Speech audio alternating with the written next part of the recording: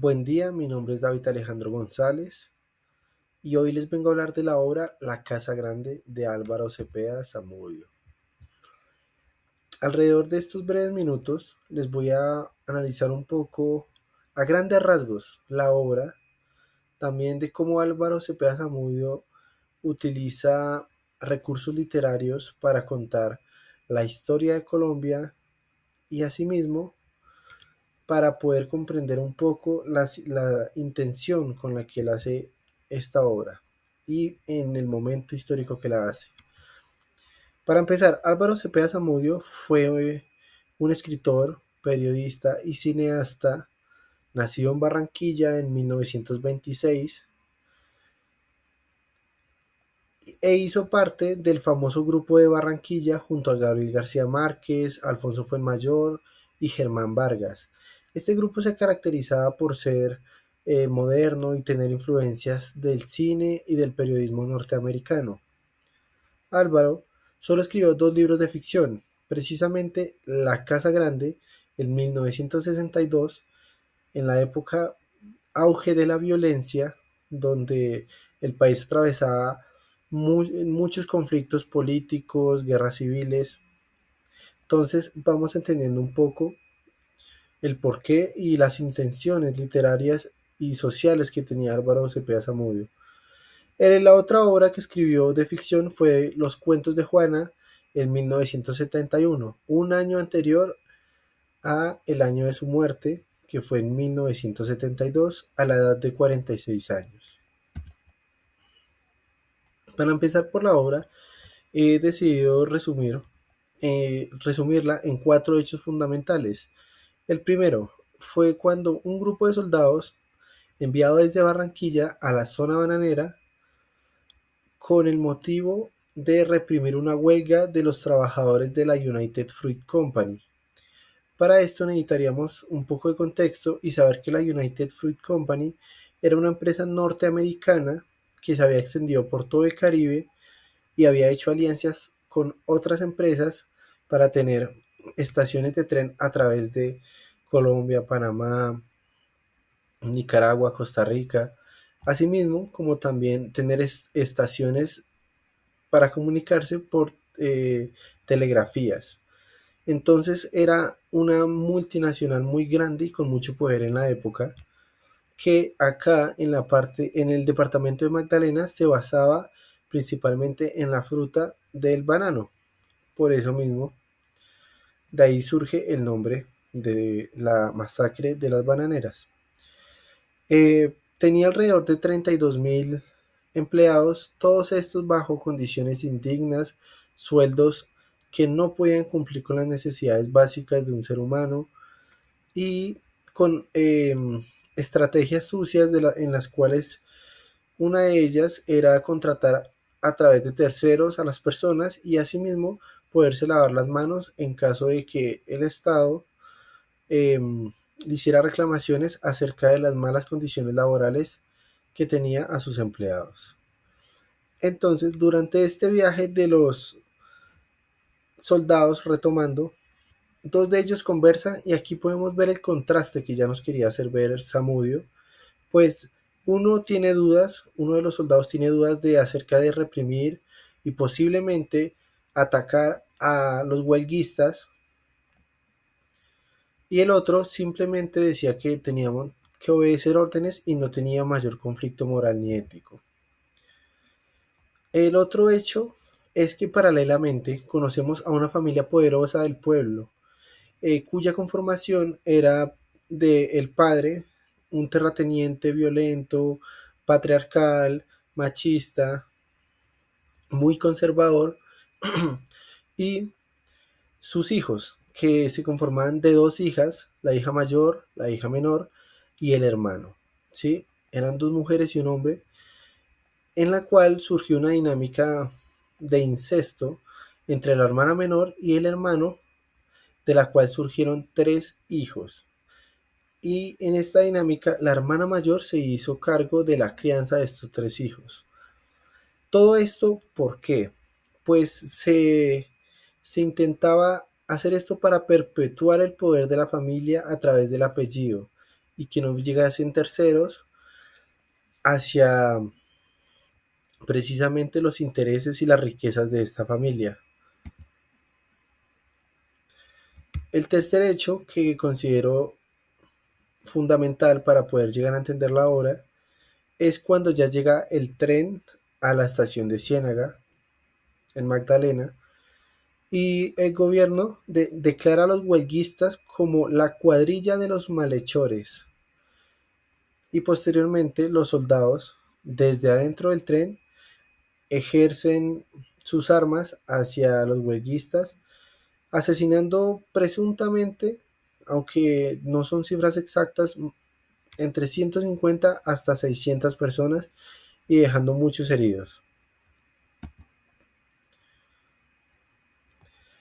Eh, También se puede ver cómo se desenlaza el orden de esta familia, puesto que el padre, el señor machista, terrateniente, rico, conservador, fue asesinado por el pueblo, puesto que siempre se mostró en contra de los huelguistas, a través de su privilegio y su burbuja, pues tenía su pensamiento. Eh, la hija menor de él murió, y aunque no se especificó cómo, eh, se dice que murió de cansancio, murió de una forma tranquila. Por en cambio, la hija mayor terminó, como lo dijo Samudio, con un adjetivo muy interesante, deshojada. Deshojada significa que ha perdido su vitalidad, que se siente derrotada, y asimismo también tiene muchas como simbolismo con el paisaje, con el contexto de la zona del Magdalena, llena de verdes, de plantas, precisamente de el cultivo del banano. Entonces como que en todo momento Samudio también nos hace intentar ver cómo en estas dos situaciones se puede hallar un paralelismo muy directo entre la naturaleza y la vida de los personajes. Entonces, eh, los tres hijos, productos de la relación del incesto, al saber que ya había muerto su abuelo y su madre, se sienten profundamente aliviados y sienten que por fin pueden dejar de reproducir el pensamiento y el odio que había sido común en la familia. Entonces, por primera vez sienten paz. Para entender un poco esto, me gustaría leerles esta cita textual que fue comentada por el hermano y amante de la hermana menor. Y dice: mi hermana ha muerto esta mañana. Ella tenía que morirse. Es duro, pero es así. Tenía que morirse para lograr un poco de paz en la familia. Esto refleja profundamente cómo los intereses, la avaricia y la reproducción de este tipo de pensamientos y conductas violentas, eh, como para el país, como para una familia, nunca va a ser positivo, siempre va a terminar en algún tipo de tragedia.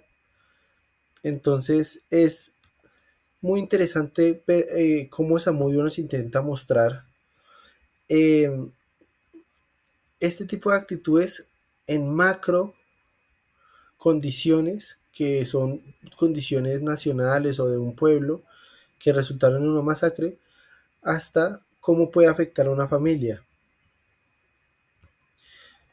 Pues encontré a través de la lectura del libro algunos recursos literarios de los cuales me parecen muy interesantes y que me gustaría hablar un poco. Primero, la fragmentación narrativa, puesto que la obra no sigue un orden cronológicamente lineal, sino que tiene saltos en el tiempo, en personajes, en voces y en perspectivas que reflejan un poco el trauma y la muerte a causa del caos y pues por la masacre. Así también pude encontrar otro tipo de recursos que fue las diversas formas en cómo él intenta narrar un mismo hecho, pues oscila entre monólogos que se habían visto en la hermana mayor, hasta la poesía en el momento de escribir el pueblo, o inclusive también para marcar la diferencia cuando se lee el documento oficial hacia los huelguistas, en la cual se les incitaba a finalizar la huelga, ¿sí? Y por la cual surgió la masacre, puesto que no se acataron dichas órdenes. También la elipsis. La elipsis es la elipsis y los silencios. La elipsis se ve cuando a partir de cierta información y del contexto que ya se había creado alrededor de la obra, el lector llena los vacíos y sobreentiende qué es lo que ha pasado en, en el proceso de la lectura. Porque Zamudio nunca habla directamente o muy descriptivamente de cómo fue la masacre. Simplemente deja ver a través de pequeñas frases, sugiere cuáles fueron las consecuencias. Por ejemplo, menciona los soldados con olor a sangre y a mierda, el pueblo despertando al silencio, el informe frío del ejército y todo ese tipo de frases de elipsis le ofrecen una potencia mayor al texto, puesto que hace que el lector se involucre directamente en la interpretación de los hechos y no simplemente sea un lector pasivo. De esta misma forma, me viene el atrevimiento de encontrar ciertos simbolismos, como lo puede ser el tren, que el tren en esa zona fue creado precisamente por la empresa United Fruit Company y por los intereses capitalistas de terceros, en este caso los norteamericanos, y venían siendo con la imagen de la modernidad, del progreso, el avance, cuando pues precisamente todo fue, no sé si decirle falso, pero todo fue a causa de intereses personales que no iban directamente relacionados con un progreso auténtico del país ni de la zona. ¿Sí? Bueno, también otro recurso literario muy utilizado y que le da una potencia mayor al texto es el énfasis en los olores o en los sonidos, como cuando comentaba el olor a tabaco, a sangre, a sudor o el olor a salitre, incluso también cuando mencionaba el pito del tren, el sonido de los cascos de los caballos al caminar, las mantas mojadas. Todo este tipo de recursos literarios permiten que el lector conecte, empatice de mucha mejor manera con el texto, con los personajes y con el contexto en general que quiere que comprendamos en este momento. Bueno, históricamente, eh, toda esta historia se basa en la masacre de las bananeras que surgió en el 6 de diciembre de 1928, precisamente 2 años después del nacimiento de Álvaro Cepeda Zamudio, que él comentó que aunque era muy pequeño, siempre se vio relacionado un poco a esta historia, puesto que su familia tenía fincas y territorios cerca de donde sucedió la masacre. Aquí podemos ver, por ejemplo, uno de los periódicos de la época donde se dice que hay 100 muertos y 238 heridos, pero en estimaciones se supone que fueron bastantes más. Todo esto sucedió por el, en ese momento, presidente Miguel Abadía Méndez, que era socio o tenía muy buena relación con la United Fruit Company, puesto que tenía también intereses en esta empresa y en sus ganancias.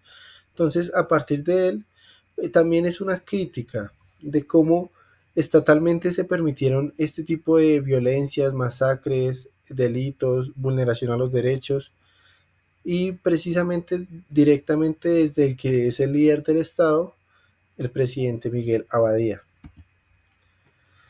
Eh, la apuesta literaria de CPA tuvo muchas, o bueno, algunas repercusiones dignas de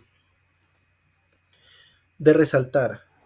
Y aunque no fue directamente una inspiración, fue como un texto guía, base para lo que fue también precisamente Cien años de soledad de Gabriel García Márquez, que toca un tema similar, y Hijo de hombre por Augusto Roas Bastos, que hablan acerca de un conflicto armado en Paraguay.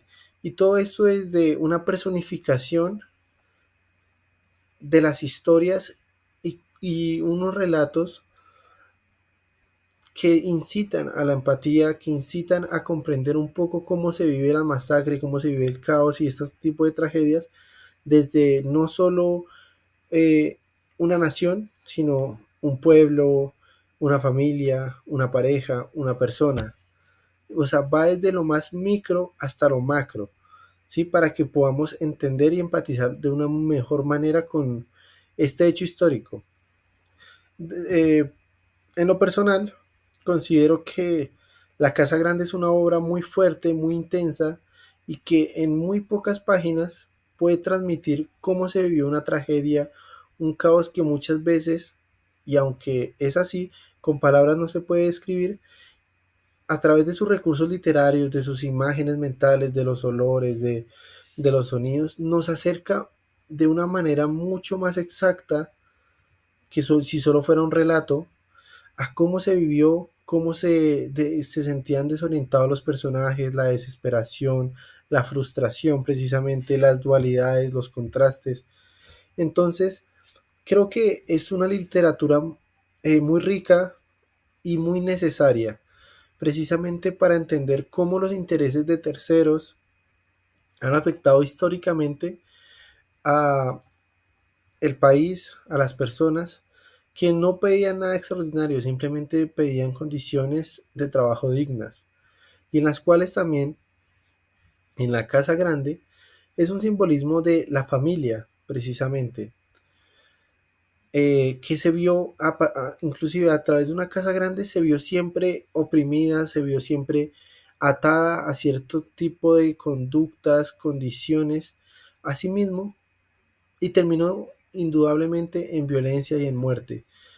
Pasó exactamente lo mismo en el país, en la masacre, y son paralelismos que él todo el tiempo quiere hacer y que para que entendamos cómo este tipo de acciones y de historia afectan en ambos sentidos. Entonces, pues este fue mi interpretación y mis breves comentarios sobre la obra. Mi nombre es David Alejandro González Triana, de la Universidad Distrital Francisco José de Caldas, de la materia Literatura Colombiana.